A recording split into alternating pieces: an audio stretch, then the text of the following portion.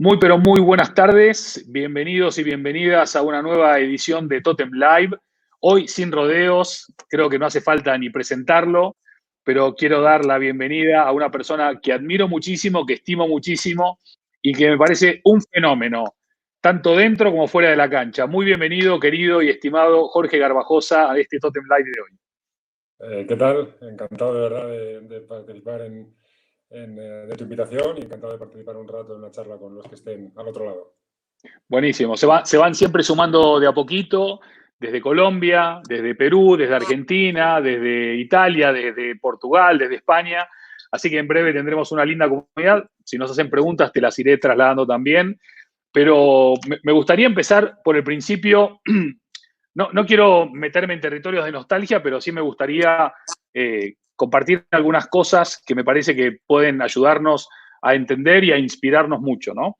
Como por ejemplo, un chico que tiene 16 años, que le gusta el baloncesto y tiene que dejar su tierra para irse a otro lugar a poder jugarlo, ¿no? Sigue estando en el mismo país, pero no hay WhatsApp, no hay Twitter, no hay smartphone, y de repente, Jorge, con 16 años, te vas, creo que de Torrejón a Vitoria, ¿verdad? Sí, además, como dices tú, la distancia son 450 kilómetros aproximadamente, pero eran 450 kilómetros mucho más lejanos que ahora. Hablar de Claro. 450 kilómetros hace el año 93 era mucho más. Prácticamente hablar con tus padres era 5 minutos al día y era el momento en el cual aprovechabas para llorar y desquitarte. Pero yo he empezado a jugar al baloncesto un año antes, con mis amigos un año antes, aquí en un club en Alcalá de Henares, cerca de Torrejón, y necesitaba aprender. Y los que me ofrecieron aprender más rápido, porque iba a haber más entrenamiento, porque iba a haber más horas, porque iba a haber más dedicación hacia mí, y por supuesto mía, era en Vitoria. Y como digo, siempre empecé tarde y tuve que aprender rápido. Bueno, salió bien, pero Bastante sí, bien, ¿eh? la apuesta era arriesgada y yo creo que mi madre todavía no me la ha perdonado del todo. Increíble. Fuiste padre hace muy poquito, Jorge.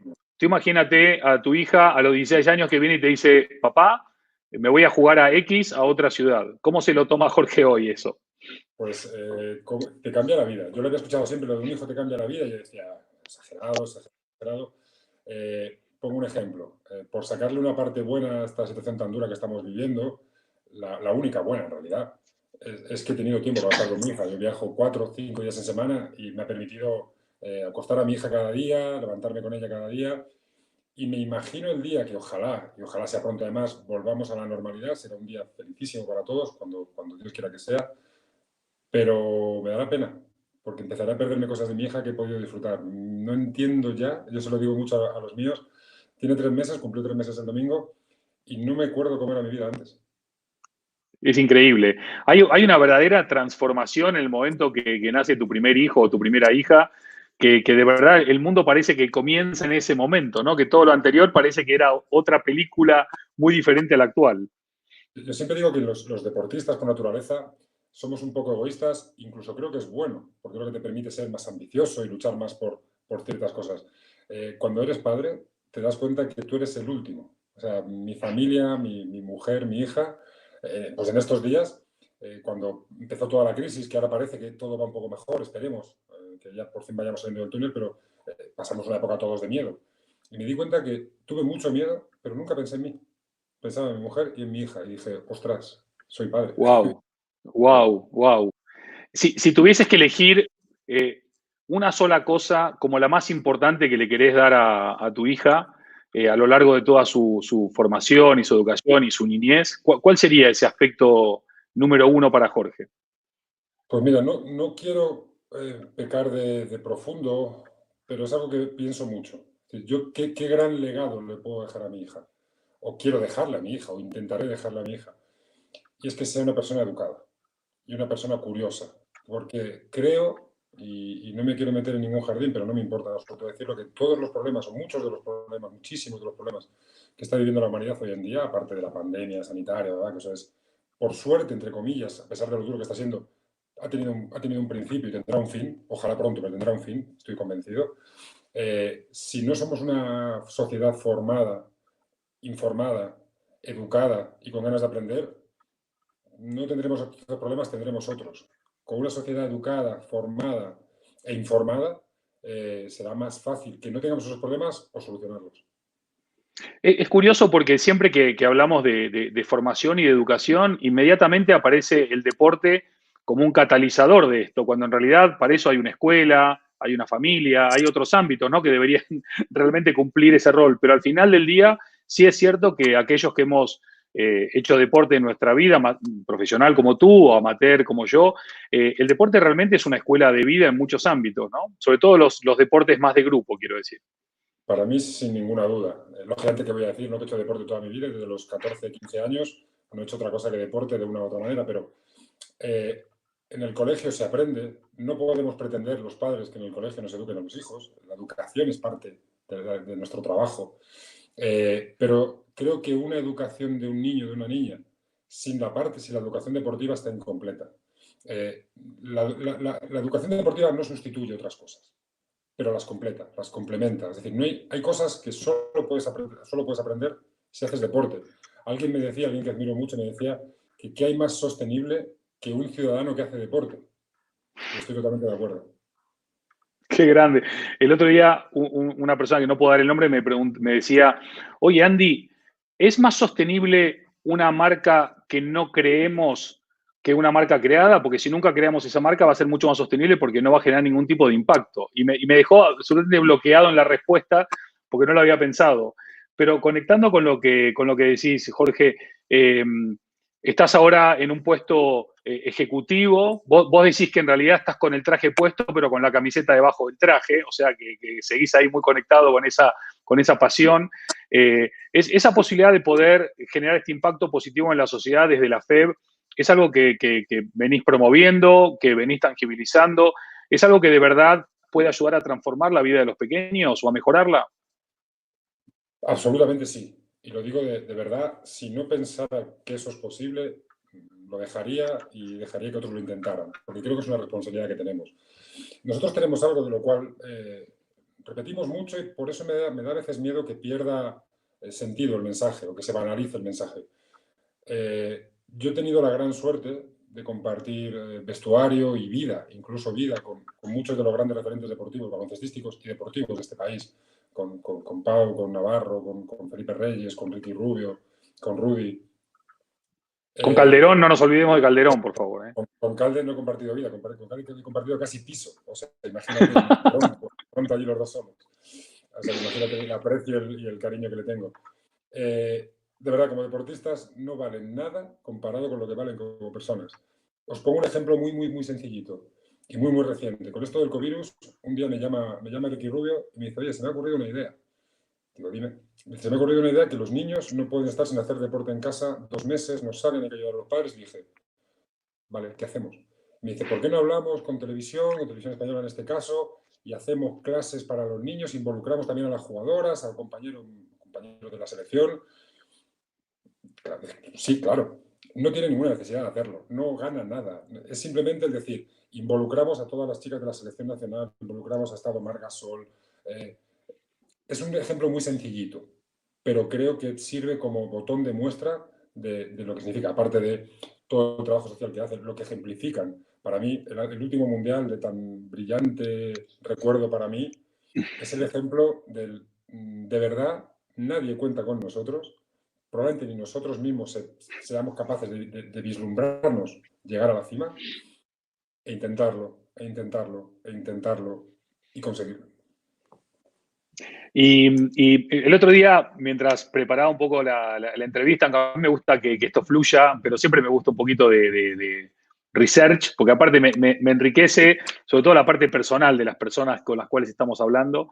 Y 2006, si no me equivoco, sos campeón del mundo en Japón como jugador, y en 2019 sos campeón del mundo en China como presidente, ¿sí? O sea, creo que es el único caso en la historia, ¿no? Por lo menos del baloncesto español seguro y de otras actividades casi seguro también. Y las dos cosas tienen algo en común. Obviamente, vos estás en común, las dos pasan en Asia y Argentina está en el camino en las dos, una en semis y otra en la final. Aunque, bueno, hubo más chances en la semi que en la final de haber podido pelear un poquito. Lo he pensado mucho, lo reconozco. Bueno, lo primero es pura casualidad. Me dijeron, el secretario general de FIBA me dijo que debo ser el único caso en el mundo, lo cual quiere decir que solo se ha dado una vez la coincidencia, porque es pura coincidencia, de verdad, ¿no? No lo sé, ¿eh? No estoy tan seguro. Cambia mucho. A ver cómo lo digo, te tiene que apasionar lo que hagas. De verdad, sé que suena a discurso muy filosófico y que a veces es muy difícil bajar a la tierra, pero al final a mí me apasionaba jugar al baloncesto, me apasionaba. Yo siempre decía cuando la presión de los partidos grandes, digo, llevamos un año entrenando para poder jugar el partido grande, me estás contando. Es el momento de disfrutarlo y ojalá ganemos. Y ahora disfruto mucho creando los escenarios para que otros puedan desarrollar su trabajo. Sin ningún tipo de verdad de afán de protagonismo. De hecho, creo que no veréis una imagen mía en la celebración del 2019 del Mundial. Creo que una, bajando del avión, porque me obligaron los medios, me obligaron entre comillas. Pero no, pero lo disfruté igual o más, porque como jugador juegas. Es muy difícil jugar al baloncesto, es muy difícil llegar a ser campeón del mundo, pero entre comillas, que se me entienda bien, solo juegas. Como dirigente, para llegar a una concentración de la selección estás fácilmente un año y medio de trabajo, involucras a fácilmente 200 personas, tienes que coordinar, o dirigir, mejor coordinar, para que ellos luego puedan hacer su trabajo en las mejores condiciones. Y nadie te asegura que vaya a salir bien. Como dices tú, y perdóname que haga la referencia a esto, lo siento, Argentina preparó peor el Mundial de 2006, o que si hubiera entrado el triple del último segundo. No, hizo el mismo excelente trabajo, pero un detalle, te mandas el cuarto o te pone en la cúspide. Y me apasiona esa sensación. Me apasiona, es decir, no tengo control de nada, he trabajado hasta la extenuación, mi equipo y yo, y ahora estamos en sus manos. Y ahora ese sufrimiento es adictivo, es adictivo. Y cuando acaba, solo piensas en, venga, empezamos a por el siguiente. Pero además las elecciones es lo que más se ve. En el trabajo nuestro tenemos 200.000 retos al día, unos más pequeñitos y poco visibles, otros muy grandes y muy visibles, pero me apetece que el baloncesto sea mejor el día que cuando sea deje de estar aquí. Evidentemente, yo creo que sin lugar a dudas, sos parte de la generación más increíble del baloncesto español, incluso europeo. No solo por lo que habéis conseguido y obtenido en premios, sino también en el impacto social y cultural que habéis logrado generar. En estos días, creo que mucha gente estuvo enganchada a The Last Dance, que es esta serie sobre Jordan en Netflix. Y yo, una reflexión que se conecta con lo que acabas de decir, no sé si la vas a compartir o no, que es, Jordan era un pedazo de jugador increíble fuera de toda contestación, pero creo que el factor diferenciador de Jordan no era cómo hacía un slam dunk o cómo tiraba un triple o cómo bloqueaba, sino algo que se llama mentalidad, ¿no? El tipo tenía una mentalidad, tenía un foco en lo que quería obtener y en cómo lo iba a obtener, que es tremendo. ¿Cuál es el rol de esto de acá arriba en la alta competición de hoy? Bueno, de hoy, de estos años, ¿no? Para mí es absolutamente el elemento diferencial. Buenos jugadores técnicamente hay muchísimos. Físicamente los jugadores, con la evolución que ha habido física y además en los métodos de entrenamiento, de preparación, hay muchísimos. ¿Qué es lo que te da ese plus diferencial? O estás tocado por la varita de Dios, como es el caso de Manu Ginóbili, o es el caso de Juan Carlos Navarro, o es la mentalidad. Yo he visto jugadores más, digamos, escasos a nivel de talento, a nivel de físico, pasar por encima de otros, como digo yo, jugadores diseñados para jugar al baloncesto, ¿no? Yo lo dije un día en un vestuario hace muchos años, en una época de estas que crees que debes alzar la voz, no mucho, no muchas veces, pero cuando debes alzarla, creo, porque es parte de tu responsabilidad. Y dije, yo no he venido aquí a hacer amigos. Yo mis amigos ya los tengo en mi casa, los de mi infancia. Si nos llevamos bien, mejor. Si después de la temporada somos amigos, mejor. Pero el objetivo no es ese. El objetivo es ganar. Si eso, además en la NBA, como decía el otro día, la NBA no espera a nadie. La NBA es la competición más caníbal, que yo me río mucho cuando alguno dice, no, en la NBA no se defiende. En la NBA se juega a tal ritmo que es imposible defender. Porque es imposible por el ritmo de ataque que hay, y más ahora en la época moderna con los Golden State Warriors, con los Houston Rockets, etcétera, etcétera, cómo juegan el baloncesto, es muy difícil defender a esa gente, pero se defiende, te aseguro que se defiende. Entonces, ¿qué te hace diferencial a un equipo, no solo a un jugador, sino a un equipo? Tener a un Michael Jordan, a un, que en paz descanse, Kobe Bryant, que son los que no permiten que nadie se quede atrás. Es decir, la NBA empieza el tren, sale el tren y esto lleva un ritmo. Y tú tienes que estar a ese ritmo. Además, el ritmo de la competición va a acelerar, no sé si 2, 3 o 5 kilómetros más cada 4 partidos. Tú tienes que correr más, y tienes que correr más, si no, no te espera. Yo siempre digo que el que más te exige es el que más odias en ese momento, pero con la perspectiva del tiempo y la experiencia, es al final dices, si yo estoy aquí para ser mejor, estoy aquí para ganar, al final el que más voy a querer es el que más me ha apretado para hacerme ganar. Entonces, probablemente en una serie de televisión, ver imágenes pueden resultar hasta chocantes, incluso la imagen de Michael Jordan puede cambiar. Os aseguro que, yo lo digo de un entrenador que ahora es el seleccionador nacional, como jugador nadie me hizo sufrir tanto, nadie, pero nadie sacó lo mejor de mí como lo hizo él. ¿Estás hablando de Scariolo en Unicaja, por ejemplo, o no? En Unicaja y en la selección, sí. Ok. Por ejemplo, en la selección en 2009, yo llegaba con un rol más secundario que anteriormente. Inconscientemente tu cabeza dices, llevas un rol más secundario, me voy a exigir. No, no lo piensas, pero tu cabeza baja un punto. Y es él el que te pincha, a veces con una palabra amable, a veces con una bronca, a veces con un comentario que sabes que hostia, se me ha dolido. El que dice, no, espérate, vuelve a subir, que tienes que estar aquí porque si no, no te llega. Y 2009 justo coincide con que ganan el europeo en Polonia, ¿verdad o no? Sí, además un europeo muy duro. El campeonato más duro probablemente que yo recuerdo. Porque era muy difícil. Veníamos como subcampeones olímpicos, campeones del mundo, y de repente Pau no tiene prácticamente preparación, llega prácticamente al campeonato sin entrenar.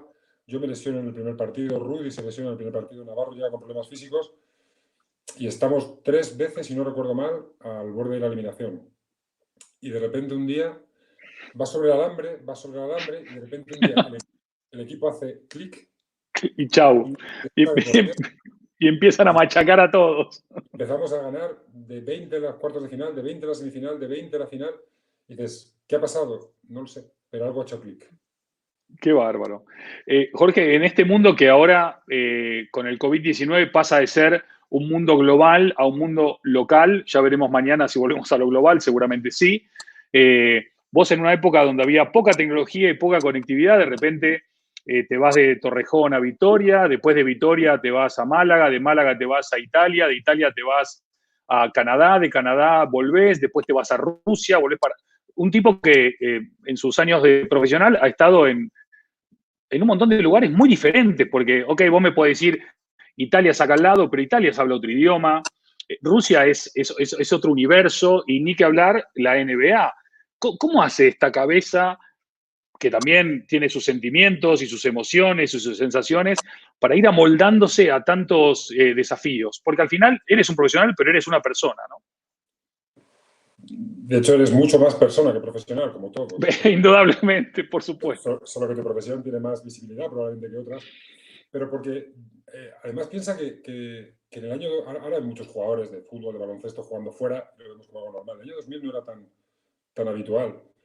Pero yo no lo veía como un menos, sino como un plus. Es decir, voy a un equipo que está bien, el proyecto me gusta y sobre todo voy a aprender un nuevo idioma, voy a conocer un país nuevo. Yo soy un enamorado de Italia y me iría a vivir a Italia si no viviera en España, lo tengo clarísimo. Pero en aquel año 2000 volvemos a lo mismo. No es lo mismo el año 2000 que el año 2020. Las conexiones, bueno, excepto esta época tan mala, ¿no? Por supuesto, por supuesto. Pero no había WhatsApp, o empezaba a haber WhatsApp, creo. Sí, no, había WhatsApp ya, sí, había WhatsApp, pero no había Internet como lo entendemos ahora, FaceTime, todas estas cosas. Medio pirateaba el Canal Plus de entonces para poder ver algo de televisión española que llegaba mal. Pero yo lo veía como un extra, ¿no? Para mí ha sido un motivo de aprendizaje constante. Pero sobre todo me he movido por retos deportivos. Yo recuerdo cuando me fui a Italia, yo me hubiera quedado toda mi vida en Italia, toda mi vida. Pero pasaron 2 cosas. Una, intuí, como finalmente por desgracia acabó pasando, que la liga italiana iba a bajar el nivel y, bueno, en la época de máximo, cuando tienes que alcanzar tu nivel máximo en tu carrera, quieres estar donde están los mejores. Y a la vez me pasó que mis compañeros de selección, los Navarro, Felipe, Cal, etcétera, empezaban a ganar en España. Y yo no había ganado en España. Había ganado en Italia, pero no había ganado en España. Y reconozco que me sentía no menos, pero dije, yo quiero ir allí, quiero competir con ellos y a veces ganaré y a veces perderé, pero no quiero vivir al margen de lo que están viviendo ellos, porque en aquel momento la Liga Española era la más fuerte, sigue siendo, al margen de la NBA, y me apetecía mucho ganar en mi casa. Tuve la suerte de llegar a un equipo extraordinariamente ganador, como aquel Unicaja de aquellos 2 años, y dije, ganamos, me tengo que ir. Tengo que seguir creciendo. Y de hecho, el Unicaja de Málaga, los americanos llaman el underdog, ¿no? Porque no es el favorito favorito, porque siempre tenías un Real Madrid, un Barça, etcétera.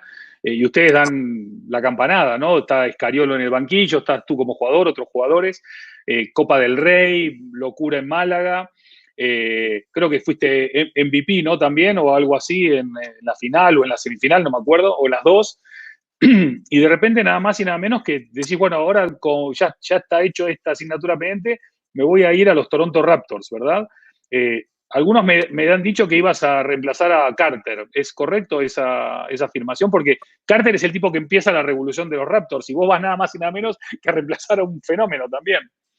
Sí, por partes, como decías tú, bueno, en aquel momento que elegí Málaga tenía otras opciones, pero, entre comillas, que se me entienda bien, por favor, cometieron un error.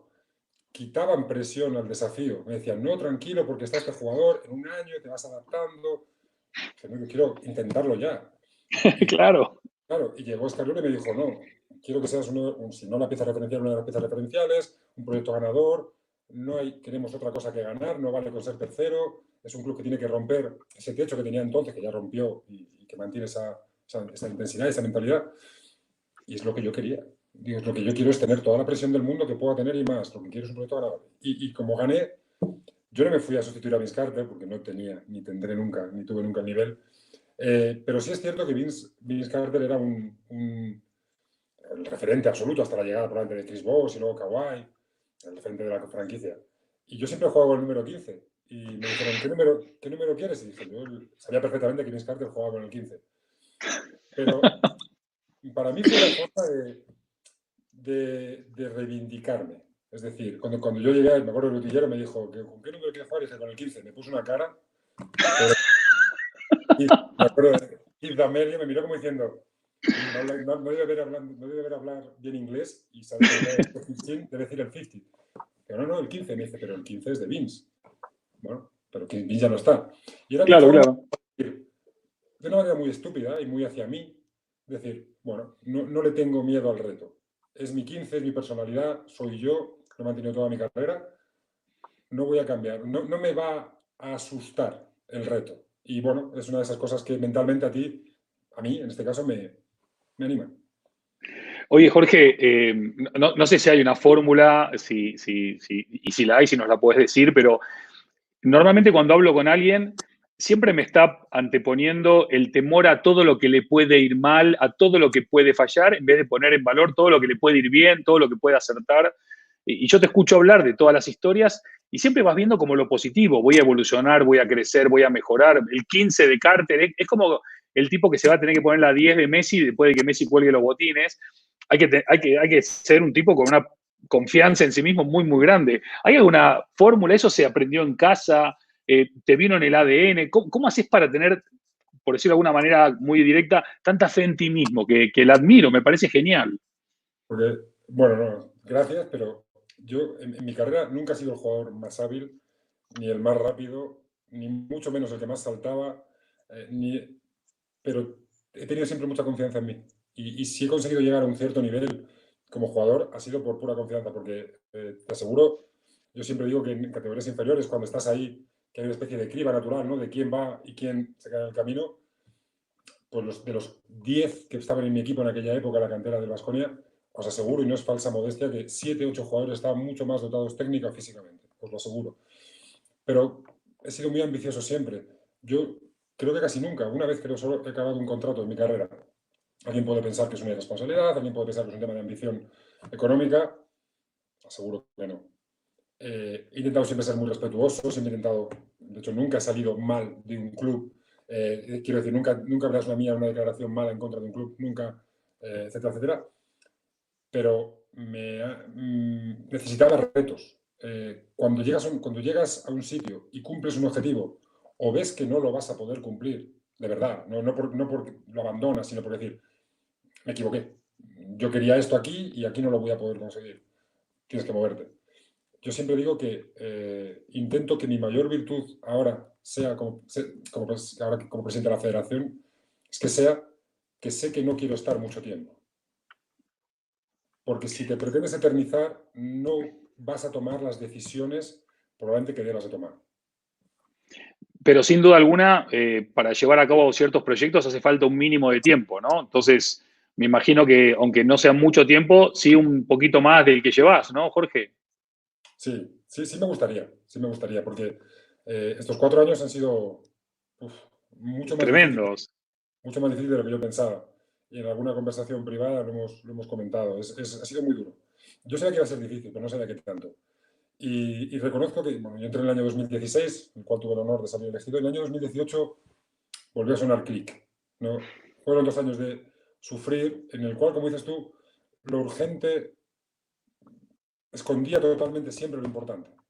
Y eso me ponía muy nervioso. Y era solo achicar agua, era que el barco no se hundiera, era tapar vías de agua. Y digo, ya, pero pero lo mío cuando empieza, o lo de mi equipo, mejor dicho, ¿cuándo empezamos a hacer lo nuestro? Y fue en el Mundial Femenino que organizamos en Tenerife, en el cual tuviste el detalle de acompañarnos y te lo agradeceré siempre. Que dije, ahora empieza lo que queremos hacer. Y en 2 años hemos hecho muchas cosas, muchas. Pero tenemos un proyecto a más años.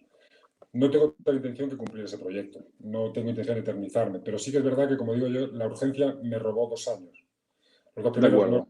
dado nada, no pude poner, no mi sello, porque no tengo ningún sello, pero sí hacer lo que vine a hacer o lo que pretendía cuando vine aquí. Y me gustaría poder tener otros 4 años más para poder hacerlo, porque empezamos ya, a partir de que salgamos de aquí, yo lo dije el otro día, es una época de parón, digo, al revés. Es la época de mayor actividad que yo he tenido en estos 4 años, porque tenemos 4 años. El tiempo nos ha llevado las circunstancias nos han llevado a esta situación. Bueno, vamos a ver la parte buena. Tenemos 4 años para planificar intensamente. Y como digo, haciendo un símil taurino, cuando nos abran la puerta de Toriles y podamos salir a nuestra actividad, el toro más bravo tiene que ser la Federación Española de Baloncesto. Excelente. Ahora quiero volver sobre Tenerife y las chicas del baloncesto y el baloncesto femenino. Pero cuando hablabas también de tu forma de ser y de cómo eres, y lo quiero conectar un poco también con el nacimiento de tu hija. eh, Cuando ganaste el Mundial del 2019, creo que en una de las primeras personas que pensaste, después obviamente de tu esposa, el equipo y demás, fue en tu papá. Y te leí decir en más de una ocasión que te gustaría mucho ser como él. Lo que nunca llegué a entender es cómo era tu viejo, ¿no? Para que quieras ser como él, o qué tenía que vos tanto admirabas y te gustaba de él, ¿no? Mi padre era una persona, aparte de un componente que siempre me siento en deuda con él. Mi padre enfermó el día que yo salí elegido presidente de la federación, y no estuve, pero no como me hubiera gustado estar. Entonces me siento siempre en deuda con él por eso y porque mi padre era un tipo muy especial. Era un tipo de un pueblito muy pequeño, de apenas 80 habitantes, de cerca de Sigüenza, una población también muy pequeñita de Guadalajara, con un hombre que se vino, como se suele decir, con una mano delante y una detrás a Madrid, a buscarse una vida, a hacerse un futuro. Empezó, me acuerdo, de taxista, luego abrió un negocio, salió mal, abrió otro. Y era un tipo de unos principios extremadamente férreos. Una persona probablemente incomprendida, porque la maleabilidad está bien si no lo llevas a demasiado extremo. Él era todo lo contrario. Él, por ejemplo, me decía, dice, Jorge, yo no puedo soportar tener jefe, nunca, no puedo aguantarlo. Entonces tengo que ser mi propio jefe. A veces es más cómodo tener un jefe que te descarga esa responsabilidad, también es duro tener un jefe, pero él decía, yo tengo y él tenía sus principios y eran inamovibles. Y le costó muchas veces muchos disgustos, le costó muchas veces mucha soledad, pero nunca renunció a sus principios. Y eso es algo que para mí es muy admirable. Volvemos a lo mismo. Antes, para mí una persona de principios es todo. El decir, yo me muevo por objetivos. Me van a criticar, me van a decir, van a pensar, me puede salir mal. pero es que yo soy así, yo no puedo renunciar a mí mismo. Y yo eso lo he aprendido de mi padre. Por eso cuando hablan de ídolos, admiro a mucha gente, a muchísima gente. Y uno, sabes que eres tú y otras muchas personas que admiro personalmente, profesionalmente. Pero ídolo de verdad, mi padre. Divino, espectacular. Pues le mandamos un abrazo enorme a tu viejo. ¿Cómo era el nombre del papá de Jorge? Luis, cada día, cada Luis. día, cada día cuando me acuesto, le mando el abrazo siempre. Qué grande, y seguro que lo recibe. Vámonos en un saltito de avión al paraíso, vamos a Tenerife. De repente las chicas arrancan el torneo, bueno, para algunos con más expectativas de las que se les podía poner, otros no ponían muchas expectativas, y de repente las chicas van creciendo y creciendo y creciendo y creciendo, y hacen un mundial increíble. Con todos los problemas que puede haber alrededor de un grupo, pero en este caso dando un ejemplo de entereza, de valentía, de fortaleza, de unión, de garra, que la verdad que inspiró a toda España. ¿Cómo está el baloncesto femenino hoy en España? ¿Qué recorrido le ves? ¿Qué tan comprometidas están las propias chicas con el deporte? ¿Cuál es tu visión, Jorge? Si me permites, ¿por qué decía antes que en el 2018 la federación hizo un clic? Fue por ellas. Me explico. Nosotros en el año 2016, piensa que un mundial se prepara normalmente con unos entre 3 y 4 años de antelación. Nosotros llegamos 2 años antes, prácticamente, por diferentes circunstancias, no teníamos sede, no había un proyecto, no había una partida presupuestaria, no había unos ingresos consolidados, no había nada, cero, nada, no había nada. Lo que te viene a la mente es decir, bueno, me voy a la Federación Internacional, les explico la situación, que por favor se lo queden otros, que esto... Pero dijimos, vamos a probar. Y lo intentamos. Y nos fuimos un día, alguien que quiero mucho, que es Manolo Gómez, el antiguo presidente de la Federación Canaria, y me dijo, vente, vamos a intentarlo en Tenerife. Bueno, fuimos allí, la respuesta fue muy buena, pero acaba la negociación, una negociación muy complicada porque son muchos agentes, pero queda un año para empezar un mundial. Y un mundial en un año, además con la federación que tiene que continuar, además es una situación complicada. Son como un proyecto en paralelo que te quita mucho tiempo y que no puede hacerte perder la visión de lo que es el día a día, pero a la vez te va a exigir un momento de culmen que el mundo te va a mirar. Y no puedes fallar al mundo ni puedes hacer el ridículo porque tu prestigio va en juego. Fue tremendo, se organiza, sale todo bien. Estaré siempre agradecido a las administraciones de Tenerife, Cabildo, etc. Pero llega un momento que empiezan las chicas a entrenar y dices, bueno, esto ha sido un horror, pero ya estamos aquí. Y de repente te encuentras que, como dice el seleccionador, de las 5 patas de la mesa, de las 5 titulares, los 5 jugadores supuestamente más importantes, porque luego el Mundial demostró que de verdad las 12 son claves, y de esas 5, 4 llegan lesionadas en la concentración. Dices, no me lo creo. Y tú puedes hacer el mejor trabajo organizativo del mundo, que si luego los jugadores y las jugadoras no tienen un buen resultado, no va a ser lo mismo. Y de repente las chicas, muchos problemas, muchos problemas. Y llegó un momento en que a 2 personas que admiro y quiero, como a poca gente, que son Alba Torrens y Laia Palau, les pregunté, le dije, ¿qué hago? ¿Qué hacemos? ¿Qué onda? Al borde de la desesperación, de verdad. Es muy complicado. Gestionar emociones es muy difícil, y más con toda la presión que tenían las pobres chicas. Y me dijeron una frase que al cabo de un año, muy parecida, me repitió otro jugador en el Mundial de China, y me dijeron, tranquilo, que cuando llegue el momento estaremos. Dije, ya, pero es que el momento queda muy poquito. Me dijeron, dices, ostras, y me dijeron, Presi confía que cuando llegue el momento estaremos. Y me fui al hotel, me senté y dije, ¿qué hago? ¿Salto por la ventana o me pongo la venda y creo en ellas? Y como la ventana era baja y no me podía tampoco hacer mucho daño si me tiraba, dije, lo digo broma, dije, voy a creer en ellas. Fuiste un creyente, ¿viste? Justo hablábamos de los creyentes, ¿has visto? Pues siempre hay que creer. De verdad, en gente como ellas y luego como ellos, hay que creer. Porque además, el tiro de Marta Sargay para conseguir el bronce, que de un bronce a un cuarto es un abismo, la diferencia que hay, no fue casualidad. Casi nada es casualidad. Y esas chicas, esas mujeres, creyeron en ello. Qué increíble, qué increíble. Y te emocionaste un montón ahí. Te vi muy emocionado con lo que pasó ahí, con el Mundial. ¿Era como liberar todos los nervios o qué? Eran 2 años de sufrir.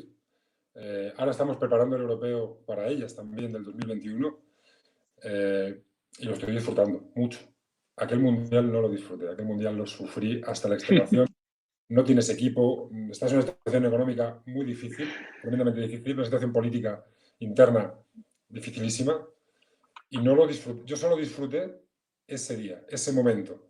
De hecho, cuando la celebración, recuerdo que estaba, pues, siempre montamos una salita, ¿no? Para tomar pues, una cerveza y disfrutar y cenar y un poquito de música. Y yo no me podía mover de la silla. Parecía que había jugado yo el campeonato 2 veces. Estabas muerto, tenías Muerto, agujetas por todos lados. muerto. Sí, Qué señor. grande, Jorge. Pues enhorabuena, la verdad que acá siempre decimos que el que renuncia pierde, pero el que lucha siempre tiene la opción de conseguir lo que desea o lo que busca o lo que ansía. Una frase que me encantó, que dijiste también es, si cualquier otro país ganase lo que España, iríamos a investigar su fórmula mágica. ¿Es cierto aquello de que no terminamos de valorar todo lo que tenemos, todo lo que conseguimos y todo lo que logramos, y siempre el jardín del vecino parece más verde que el nuestro? Para mí, absolutamente. Y en eso este país, que es el país más bonito y maravilloso para vivir del mundo, no es perfecto y para mí ese es uno de los grandes déficits que tiene este país. Yo siempre digo que es un país que se ha permitido criticar a Rafa Nadal. A Rafa Nadal.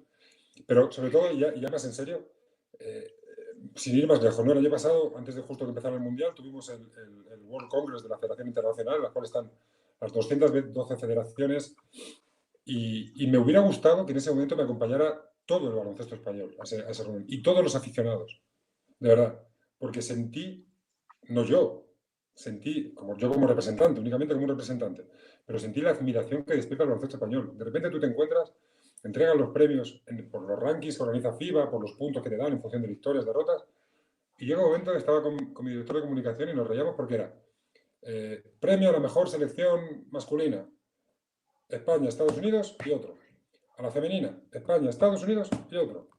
A la sub-20, España, Estados Unidos y otro. A los sub no sé qué, España. Árbitros, España, Estados Unidos. Y dices, joder, y cuando acaba te ves con 8 estatuillas y Qué bueno. viene un tipo como Yao Ming y te dice, con su voz tan grave que tiene, me dice, Jorge, una pregunta, por favor. Y digo, dime, Yao, ¿cómo coño lo hacéis? Sois 45 millones y un país de bajitos. ¿Cómo lo hacéis para ganar tanto? ¿Por qué Increíble. digo, ¿por qué digo eso? Joder, me encantaría que nosotros tuviéramos la percepción que tienen de nosotros fuera, pero no solo de baloncesto, de fútbol, de tenis, de balonmano, de voleibol, de rugby, de motos, de lo que sea. Tenemos los mejores cocineros del mundo, empresarios de altísimo nivel. Valorémoslo. No digo que tenga que ser algo como para hacer banderas con las caras de ellos, no, pero simplemente reconozcamos el potencial que tenemos cuando trabajamos. Sí, sí, me acuerdo una campaña de Nike de hace igual 10 años o algo así que decía, ser español ya no es una excusa, es una responsabilidad. Y creo que estaban Pau, Andrés Iniesta, Rafa, etcétera, etcétera. Claro, es que estamos mal acostumbrados, llevamos 20 años ganando todo en todo. Como bien decías, prácticamente en todas las actividades que se te ocurran y las que no hemos pronunciado también. Yo espero que no se enfade, voy a contar una anécdota personal. Después de ser campeones del mundo, en un avión coincidí con Fernando Hierro, excelente persona, excelentísima persona. Entonces era director deportivo de la federación y me preguntó, coincidimos en el avión, nos sentamos juntos y empezamos a charlar y me dijo, oye, ¿cómo lo hacéis? ¿Qué hacéis de diferente? ¿Por qué de repente esto? Empezamos a charlar y cuando bajamos del avión te dije, he estado hablando durante media hora, como ahora, y no le he dicho nada. Le he contado vaguedades, no sé. No, Bueno, acabó, llegó la Eurocopa del 2008, España quedó campeona del mundo y al poco coincidimos en un restaurante, al poco hablo a los 10 días. Y llegó y me fui a dar un abrazo, a felicitarle y me dijo, gracias. Digo, perdón. Me dijo, no sabes lo que me sirvió aquella conversación.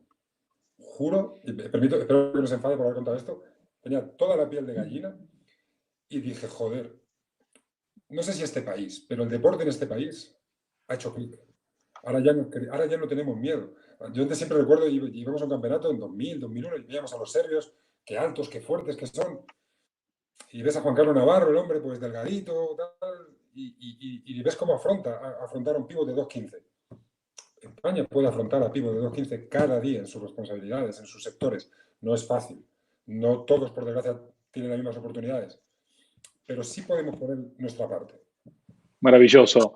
Vamos a ir terminando para no robarte más tiempo, que tenés esposa y baby esperando y tampoco quiero abusar de tu generosidad y amabilidad. Te hago un par de consultas más y vamos a dar casi cierre al Totem Live de hoy. Una pregunta casi obligada es, estamos en un contexto de confinamiento y todo el mundo se está preguntando, a todos los amantes del deporte, que somos casi todos, ¿qué va a pasar con el deporte? ¿Volveremos a ir a ver partidos? ¿No iremos a ver los partidos? ¿Pasará mucho tiempo sin ir a la cancha? ¿Los jugadores estarán motivados si no hay aficionados en las gradas? ¿Qué se puede contar o qué se puede decir del deporte que se viene, o el baloncesto concretamente, que se viene post-COVID? Para mí, en ese sentido, que es una respuesta tremendamente difícil, para mí tiene un principio fundamental y un propósito fundamental. El principio fundamental es que jamás hay nada más importante que la salud de una persona o de las personas. Nunca. Por lo cual, no se puede hacer nada, al menos en baloncesto, que ponga en riesgo la salud de nadie. Ni de un jugador, por supuesto, una jugadora, ni de un entrenador, ni de un espectador, ni de un árbitro, ni nada. Dicho esto, el deporte tiene una responsabilidad. Y los ciudadanos estamos viviendo una situación todos tremendamente complicada, sobre todo por la incertidumbre. La incertidumbre es muy dura. Pero el deporte tiene que ser una de esas herramientas que nos devuelva a la normalidad. ¿Hay algo que hagan más los españoles un domingo que ver un partido de fútbol, que ver un partido de baloncesto, que ver un partido de raza o que ver un partido de X? No, es lo que la mayoría de los españoles hacemos un domingo probablemente, junto con tomar el vermú antes de comer. ¿Qué hay más para volver a la normalidad, aparte de, por supuesto, volver a los trabajos, poder salir a la calle, poder ver a nuestros familiares? Que se me entienda bien, por favor. Pero es necesario que el deporte vuelva. ¿El deporte sin público es ideal?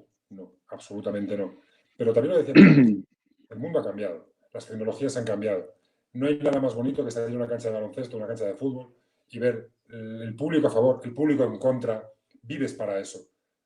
Eso por un tiempo al menos no lo vamos a poder tener, vale, pero el deporte debe continuar. El negocio está bien, la industria es importante, solo faltaría. Hay mucha gente que vive de la industria del deporte. Pero sobre todo, nadie puede tener la vida ahora mismo al 100%, nada. De lo que teníamos es igual que lo que tenemos antes. Adaptémonos y llegarán tiempos mejores. Pero si el deporte puede volver, yo lo he defendido siempre, bajo la premisa principal de la seguridad, de la sanidad de las personas, debe volver. Maravilloso. Y la anteúltima es, muchos comentan, vaticinan, que el escenario post-COVID va a alumbrar quizás una nueva generación de líderes o una nueva forma de liderar. Lo digo en positivo, digo líderes mucho más empáticos, mucho más sensibles, mucho más humanos, mucho más de trabajo en equipo, no tan egocéntricos o ególatras, líderes que de verdad incidan en la transformación no solamente de su actividad, sino del entorno y de la sociedad. Yo te escucho hablar, te conozco, tengo la suerte de conocerte personalmente y creo que encajás perfecto en esa descripción y muchas veces me resulta complicado en un mundo donde todavía parece que los soft skills, las habilidades blandas, no están tan bien percibidas. Me alegra sobremanera ver a referentes como tú ocupando puestos de referencia como el que ocupás, siendo verdaderamente humanos, honestos, transparentes, inspiradores, y la verdad que es de agradecer. Bueno, agradecer tus palabras. Además, siempre se agradece un tipo de palabra, pero encima viniendo de ti más aún. Pero volvemos a lo... No sé, yo hace poco tuvimos la suerte, bueno, un tema muy específico, si me permitís, un segundito. No, tranquilo, si es por ti, yo me quedo hablando todo el día, no te preocupes. El campeonato de Europa femenino, que sabéis que la apuesta por el femenino de la federación y mía personal es muy decidida. Y vamos a organizarlo, pero digamos que el pastel, la guinda del pastel, mejor dicho, perdón, se la quedaba Francia porque, bueno, porque era una Final Four de los semifinales y final en París. Creímos que era para un bien mayor ceder esa responsabilidad a Francia porque, bueno, por diferentes circunstancias. Francia es un país también siendo muy golpeada por el COVID. La Federación Francesa tenía ciertas indefiniciones a la hora de poder ir adelante con el proyecto y dijimos, bueno, llega el momento de asumirlo nosotros. Claro, asumir una responsabilidad mayor económica de organización en este momento es un riesgo. Y cuando anuncié el otro día en una rueda de prensa de estas virtuales, a las cuales ya nos vamos acostumbrando, un periodista con la mejor intención y una duda legítima me decía, pero no es un riesgo. Digo, ¿y qué hace? ¿Y no es más riesgo dejarte morir? ¿Qué hacemos? ¿Nos paramos? ¿Dejamos de hacer cosas? Por supuesto que hay un riesgo de que no se pueda jugar con público. Hay un riesgo, ojalá me equivoque, por supuesto, y estoy convencido de que va a ser, que no va a ser, pero que no se pueda llegar a disputar. No sabemos qué va a pasar mañana, como pasar lo que va a pasar dentro de un año. ¿Pero qué hacemos? Nos morimos. Nos dejamos ir y esperamos a que nos llueva el maná del cielo que nos... Como presidente tienes una responsabilidad. Y para mí el baloncesto estoy muy orgulloso, al margen de esto que es puntual, para mí muy importante, aunque cada uno le dará la importancia que considere, pero para mí el mandar un mensaje, lo más importante era mandar un mensaje de ambición, un mensaje de optimismo, un mensaje de liderazgo del baloncesto, no mío, del baloncesto, era clave en ese momento específico. Encontrar los socios justos que me ayudaron, que piensan igual que yo, son unos locos igual que yo, y mandamos ese mensaje. ¿Va a salir bien? Estoy seguro que sí, pero como no saldría bien, seguro es esperando a que nos digan que podemos salir a la calle y entonces empezar a ver qué se puede hacer y qué nos dejan hacer. Para si tengo que hacer eso, me voy a mi casa. No. Bueno, estás en tu casa ahora, pero está bueno porque al final cuando vos revisás aquellas cosas que nos ibas contando de cómo te ponían los desafíos, de cómo te ponían los partidos difíciles, de cómo te ponía un cambio de club o de país, también ahora estás reaccionando de esa manera. Lo cómodo sería quedarte cruzado de brazos y decir, bueno, que pase lo que tenga que pasar, pero creo que los líderes, una de las cosas que más le demandamos a los líderes es tienen que tomar decisiones importantes. Eso es una de las cosas, de las características más importantes de los líderes. Y no siempre se toman las decisiones más simpáticas, pero sí son las decisiones que más interesan al común denominador o al general de la gente. Así que, Jorge, por mi parte, dale vos que... Yo intento, lo que has dicho muy breve, yo intento una premisa, que para tomar una decisión tú tienes que tener la máxima información, tienes que rodearte de los mejores asesores en tu especialidad, porque tienes que escuchar a la gente. Pero si tienes un cargo, tienes que ejercer tu responsabilidad. Por supuesto. Y esa decisión debe ser tuya. Y las decisiones te sientes a veces muy solo, sabes que no vas a contestar, que no vas a contentar a todos, pero como decimos aquí, es como el valor en la mili, ¿no? Se presupone que tienes que tomar esa decisión y tienes que asumir lo que venga después. Totalmente, sí, coincido contigo en que los roles de liderazgo conllevan cierta soledad, pero también otras recompensas que son súper gratificantes. Oye, vamos a terminar hablando de lo que comenzamos hablando. Hace justo 3 meses, justo un poquito antes de que explote la cuarentena, la pandemia y todo, fuiste papá. Ya nos contaste que una de las cosas lindas que te ha pasado es haber podido compartir tiempo con ella.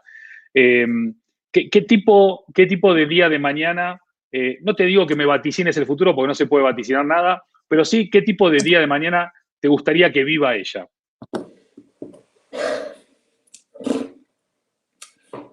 Me gustaría, sé que suena muy filosófico, pero el que me quiera entender lo va a entender rápido. Me gustaría no vivir en el enfrentamiento continuo. Detesto el enfrentamiento continuo. Detesto las posiciones egoístas. Las redes sociales son muy curiosas. La red social es el mundo que tú quieras ver. Es decir, depende a quién sigas, el mundo es de una manera o el mundo es de otra. La red social puede ser una referencia, pero si navegas un poquito, si te sumerges un poquito, es el enfrentamiento continuo. Y yo no creo que el enfrentamiento continuo de la sociedad haya ido a las redes sociales. Corremos a creer que sea al revés, de que el enfrentamiento de las redes sociales se transmite y vemos una sociedad enfrentada. Y no hay nada peor para mí que una sociedad enfrentada. Está bien la disparidad de opiniones, está bien la diversidad de opinión, está bien la discusión por un objetivo diferente. Pero tengo la sensación de que hay un enfrentamiento y una polarización tremendamente peligrosa. Creo que no hay nada más débil que un país desunido. Eso no quiere decir con una misma línea de opinión. Una misma línea de opinión es borreguismo y tampoco es bueno. Pero sí que creo que es la discusión para un objetivo, el debate para un objetivo, El problema es cuando es al revés. Es primero pongo el objetivo y luego debato y encima de manera polarizada. Me gustaría que mi hija se encontrara, mi hija y todas las hijas y todos los hijos, se encontraran una sociedad menos visceral, más humana y más cerebral y menos polarizada. Qué lindo. Y nada más y nada menos, Jorge, que lo que le estamos pidiendo a los líderes como vos y a las instituciones, a las organizaciones, es que no traten de decir cuál es el ejemplo, sino que ejecuten el ejemplo con las acciones que hacen. Y también que tomen partido, porque hay momentos en la vida en donde hay que tomar partido para que no se profundicen ciertos males que después se transforman en endémicos y hacen tanto mal, ¿no? A veces, como bien dijiste en ese momento que bajaste al vestuario a decir, oye, yo no he venido a ser amigo, vine a ganar. A veces hay que marcar un poco la cancha o marcar los territorios y si después podemos ganar y además ser amigos, mejor que mejor. Jorge Garbajosa, campeón del mundo, padre feliz, hijo orgulloso, presidente de la Federación Española de Baloncesto, amante del baloncesto en general, masculino, femenino, el baloncesto no tiene sexo, el baloncesto es el baloncesto, esposo, amigo, quiero darte infinitas gracias, sé que tenés la agenda recontrapetada y que nos hayas regalado a mí y a toda la gente que nos ha acompañado hoy desde diferentes lugares y latitudes. Creo que todos nos hemos inspirado, aprendido y motivado creo que más que Fernando Hierro en su momento, así que no te sorprenda que te encuentres con alguna vez en algún avión, en alguna vez y te diga, Jorge, gracias a ti he logrado tal cosa. Pues yo seguramente seré uno de ellos, así que muchas gracias. De verdad, el placer es mío, sabes que te admiro y te aprecio, sabes que me encanta compartir y sobre todo tener estos espacios en los cuales puedes hablar, compartir, es súper agradable, espero no haber aburrido demasiado y sabes que para lo que quieras me tienes a disposición. Un abrazo grande desde acá, que nos veamos pronto para compartir un buen bifecito de lomo de chorizo con un buen Malbec o un Rioja, un Rivera, lo mismo, lo importante es compartir con amigos. Gracias, Jorge, de corazón, a vos y al equipo de la FEB, que nos ayudó un montón para poder coordinar esto y estar hoy aquí completamente en vivo en este Totem Live. Un abrazo muy grande, gracias. A vosotros, mucha fuerza.